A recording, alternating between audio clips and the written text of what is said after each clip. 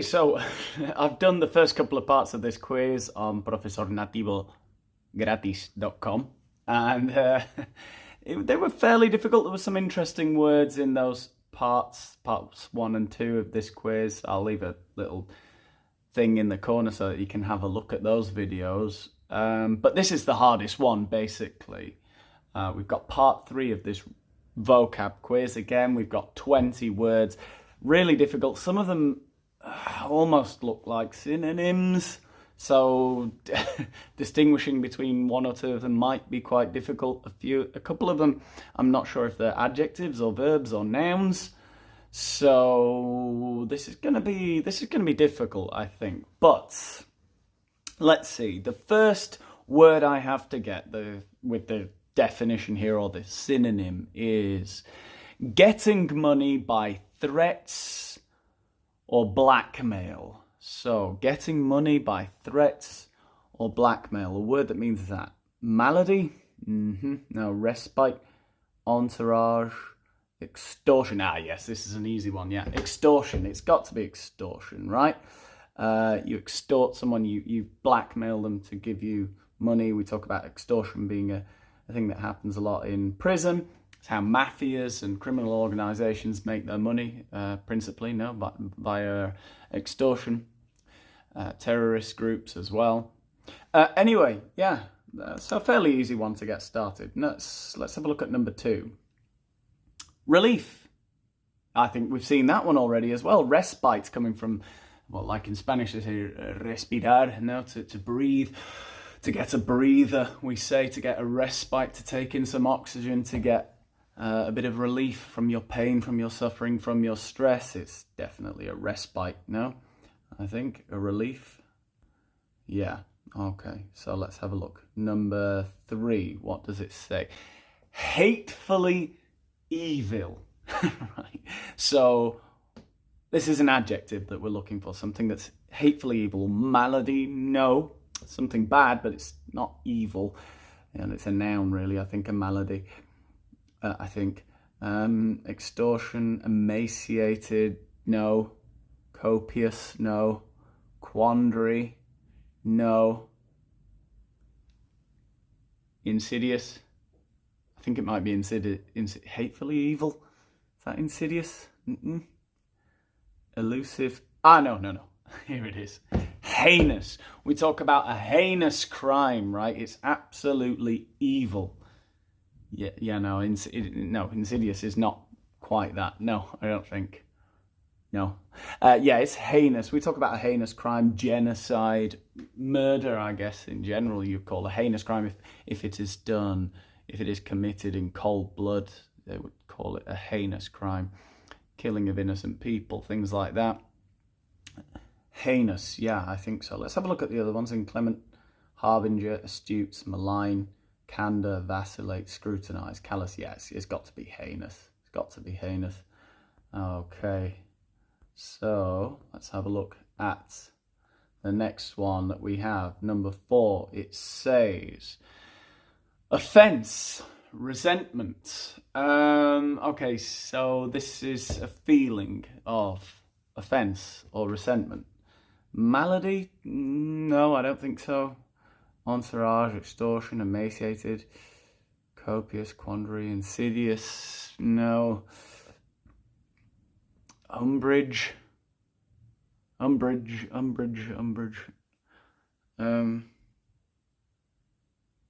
sure. Don't think so. I don't know.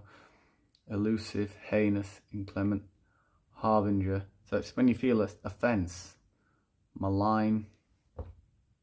No. Candor, no. Vacillate, scrutinise, callous. I think it's umbrage. I think, yes. Yeah, I think there's an expression. It's something like to take umbrage. Yes, or to take offence. You take umbrage at something that somebody says. I think it's umbrage. Yeah, I think so. So let's have a look at the next one. Yeah, so to take offence, yeah, take umbrage. People say that. I think, yeah. Take offence, take to feel resentment towards.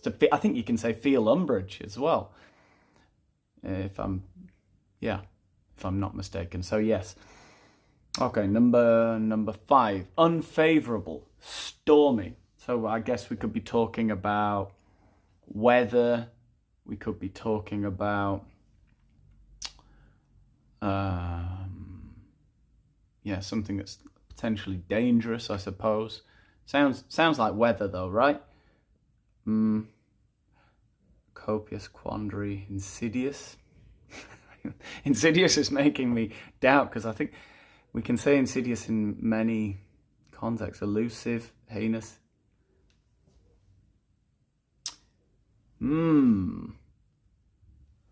Now, I would say that inclement is like when you don't have mercy, right? Because we talk about, what's the word? I don't know. I'm thinking in Spanish, clemencia. We talk about having mercy. So if you're merciless, inclement, right?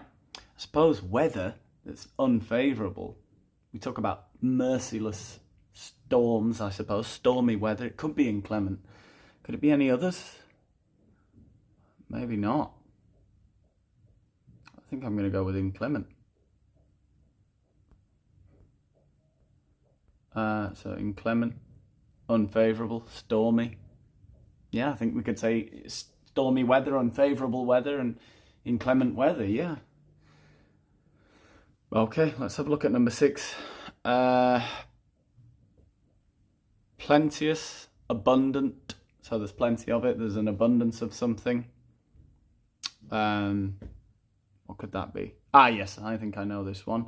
Copious, right? So that's a Latin word. Most of you watching, not all of you though, speak Latin languages, Romance languages. So copious, plentiful. Yeah, I think that one's relatively easy, right? Copious, plenteous, abundant. Yeah, okay, let's have a look at number 7 then. See what we get there. Newly developed or little known. Okay, so something is new, not well known.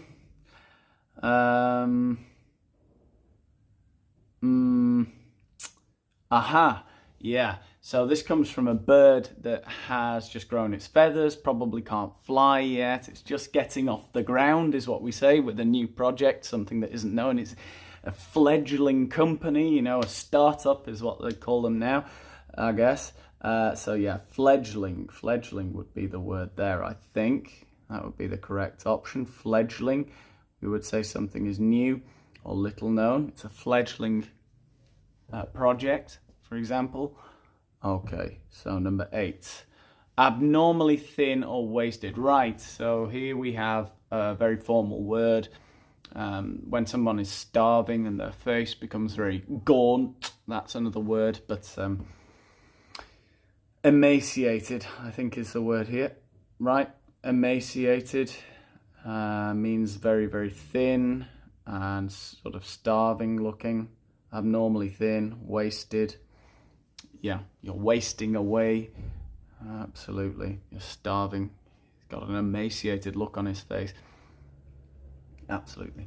Okay. Forerunner, advance notice. Right, so I think I know which word this is. I think I saw it before. So this comes from the idea that it brings something, right? So it's like an omen. It's often, I think, bad news that it is a sign of. And we say a harbinger, right? So it's this word here, harbinger. And harbinger, I think, is related to the word harbour, like where a boat docks, I think. You would call it a harbour. We say we have the verb harbour, again, often used in negative contexts. You can harbour prejudiced thoughts, racist thoughts, opinions. You harbour resentment towards another person. Maybe you can harbour, what was the word we saw before? You can harbour something. I don't know the word. What was it? Umbrage towards somebody, probably. But Harbinger, yes, is like an omen. It's a sign of something that is to come, usually something bad. Forerunner, advance notice. Yeah, because it can be a verb, it can be a noun, I think. So let's have a look at number 10. Sly, traitorous, seductive. Yeah, I think this one, yeah, we can use this word for an illness, and I think for several different situations where something goes unnoticed, but it is malicious, it's bad, it's, where's the word? Insidious, the one that I've been thinking, the one I've been debating in my mind over the last few minutes. Sly, traitorous, seductive, insidious. It's there as though it's almost benign, but it's doing damage sort of in the penumbra. You can't see it happening. I think that's the idea I get from the word insidious, more or less. Okay, let's have a look at the next one, number 11. Keen, true. Keen or true? Are they the same thing?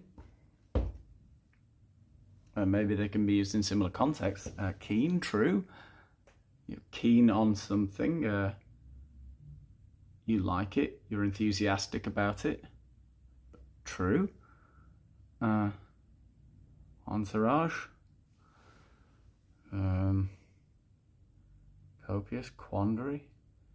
Yes, umbrage, fledgling, elusive, heinous, clement, harbinger.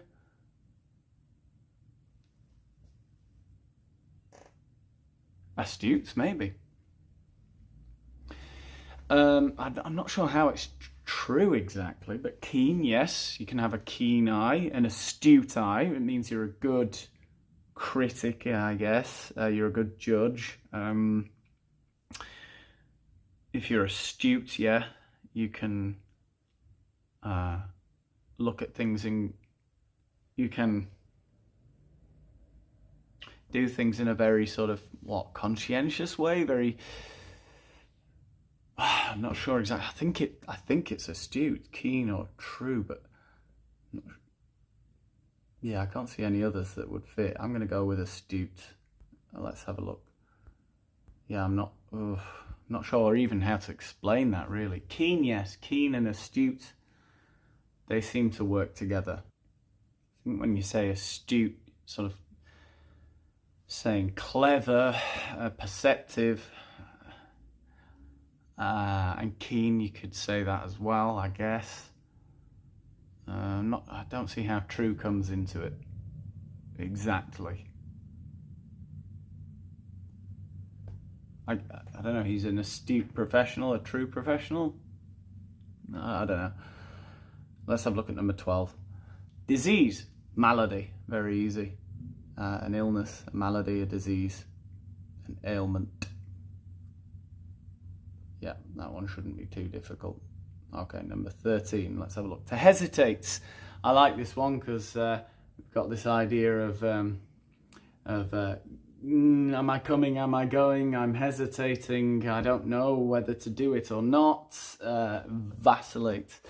And I like the way they use this in literature. They'll use it quite a lot, the word vacillate. We don't use it much nowadays, really, in common language, colloquially, a little colloquially.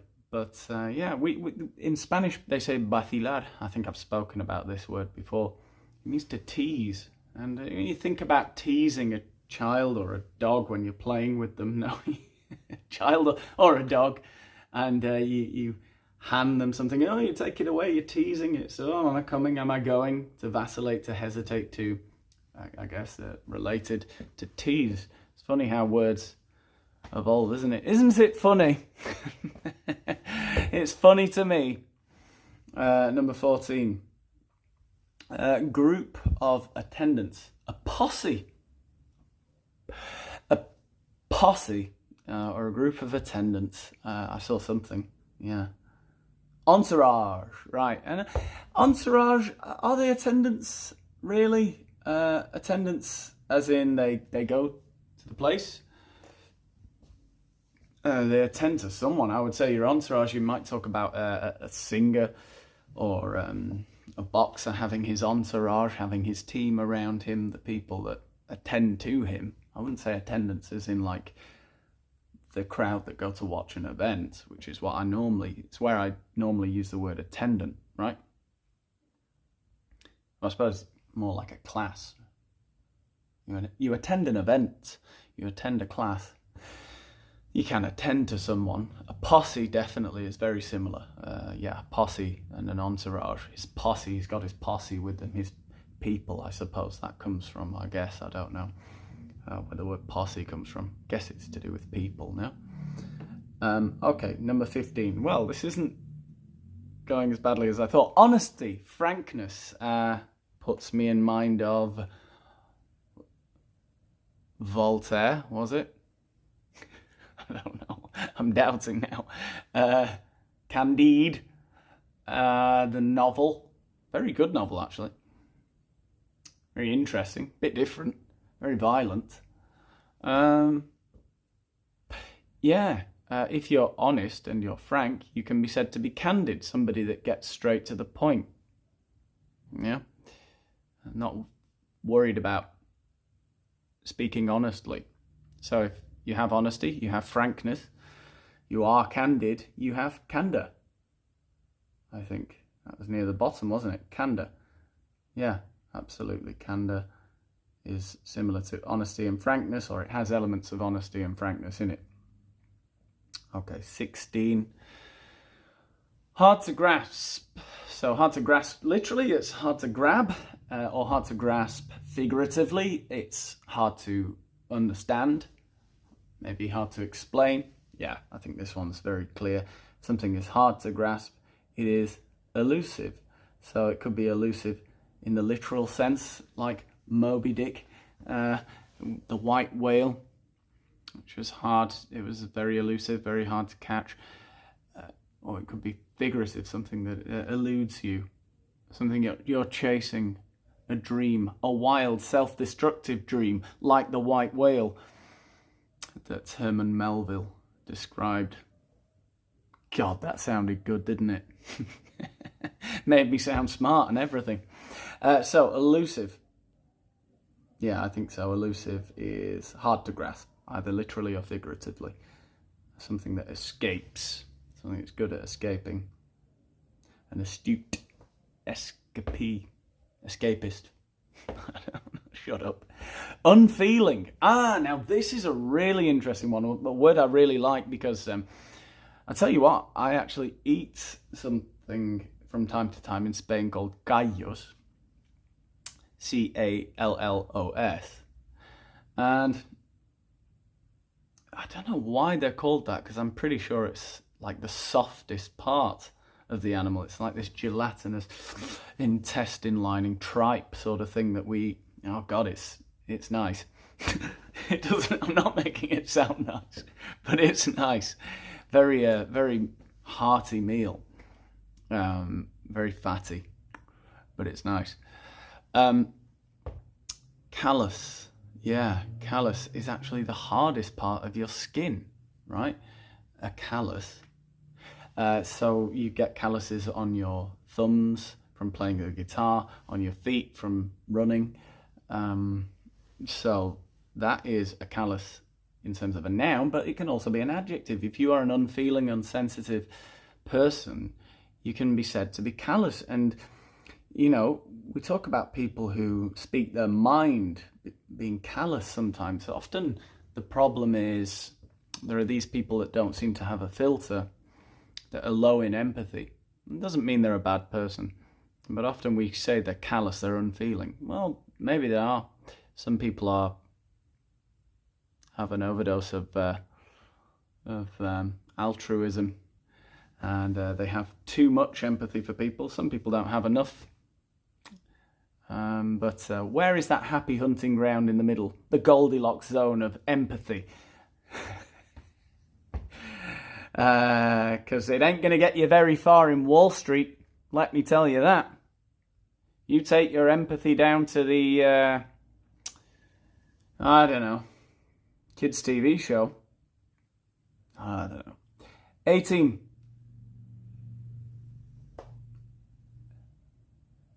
Examine closely. What could I have said there? Sesame Street. Anyway, examine closely. To examine something closely. Yeah. So a lot of the time, if what you are doing is being watched by bosses and observers, you often say you're under scrutiny. We'll talk about, I don't know, a good example, football managers, anything any athlete, musician, anything anybody in the public eye does now is heavily scrutinized because of social media. Everyone gets to criticize, everyone gets to observe and examine in detail every little thing that you put out there. So to examine closely is to scrutinize. No doubt about that. No doubt about that one. That was a fairly easy one, and this, unbelievably, is going better than expected. Only 2 more left. Dilemma, predicament, difficulty. Yes, I think I've seen a word that looks like that. I can't remember what it is. Dilemma, predicament. Difficulty, yeah. I don't know what is the matter with me with this word. I think I might get it mixed up with, like, wondering, like thinking about something. And I guess they may come from a similar place. This is a quandary. You have like a problem. It's something that you need to think about, something that you need to wonder about.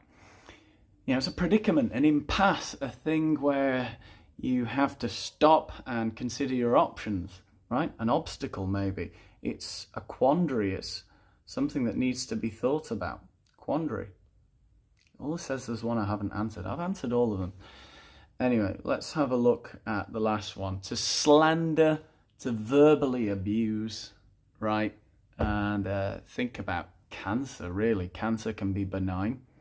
People's behavior can be benign or malignant. And malignant people, toxic people, as we say popularly now, malign you. They speak viciously about you behind your back. The viper-tongued snakes. And so to slander, to verbally abuse, to malign. Where can we see that word? There it is. We finished? Submit my answer. I answered all of them. Why does it say I didn't get any of them right? I didn't get them all. Oh, I did get them all right. There you go. 100 out of 100. Wonderful. Difficulty was on hard. Can we get harder than this on this website? I don't know. Anyway, there's another 20 words for you to think about. Astute, harbinger, inclement, heinous, elusive, fledgling, umbrage, insidious, quandary, copious, emaciated, extortion, entourage, respite, and malady. Well, there you go. We finished another quiz for today. I don't know. See you in the next one.